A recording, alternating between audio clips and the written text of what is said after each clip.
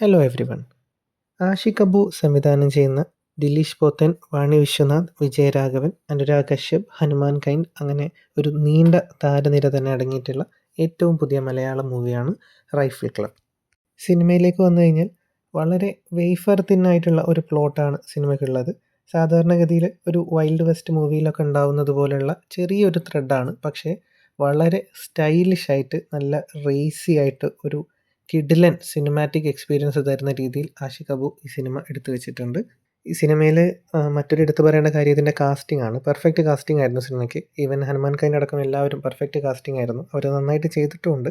പിന്നെ പതിവിന് വിപരീതമായിട്ട് മെയിൻ നടന്മാർക്ക് മാത്രമല്ല സ്കോർ ചെയ്യാനുള്ള അവസരം കൊടുത്തിട്ടുള്ളത്. സ്ക്രീനിൽ വന്നു പോയിട്ടുള്ള എല്ലാവർക്കും നന്നായിട്ട് സ്കോർ ചെയ്യാനുള്ള ചാൻസ് എല്ലാവർക്കും കൊടുത്തു.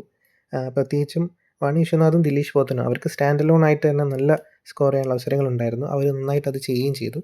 ഈ സിനിമ നന്നായിട്ട് എലിവേറ്റ് ചെയ്യുന്നതിൽ ഏറ്റവും വലിയൊരു പങ്ക് വഹിച്ചിട്ടുള്ളൊരു കാര്യം ഇതിൻ്റെ BGM ആണ്. നല്ല BGM ആയിരുന്നു. നല്ല മ്യൂസിക്സും നല്ല BGM ആയിരുന്നു. റെക്സ് വിജയൻ്റെ ഗംഭീര പെർഫോമൻസ് ആണ്. അദ്ദേഹത്തിൻ്റെ ഒരു കംബാക്ക് ആയിട്ട് തന്നെ കാണാം. സിനിമയുടെ ഫസ്റ്റ് ഹാഫ് ഒരു വേൾഡ് ബിൽഡിംഗ് മൂഡാണ് പടം. സെക്കൻഡ് ഹാഫ് മൊത്തം വെടിയാണ്.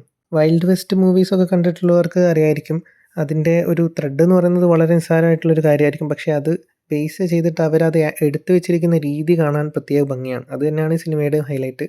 ഇതിൻ്റെ ഒരു എന്താ പറയുക, മേക്കിങ്ങും അതിൻ്റെ ഒരു സിനിമാറ്റോഗ്രഫി ആൻഡ് ടെക്നിക്കൽ സൈഡൊക്കെ ടോപ്പ് നോച്ചാണ്. സോ ഒരു വൺ ലൈൻ റിവ്യൂ നോക്കുകയാണെങ്കിൽ നിങ്ങൾ പ്ലോട്ടും കാര്യങ്ങളും നോക്കാതെ, ലോജിക്കൊന്നും അത്ര ഇമ്പോർട്ടൻ്റ് അല്ലാതെ തിയേറ്റർ എക്സ്പീരിയൻസ് ആണ് നിങ്ങൾക്ക് മസ്റ്റ് എങ്കിൽ ഈ മൂവി ഒരു മസ്റ്റ് തിയേറ്റർ വാച്ചാണ്. Worth every Penny.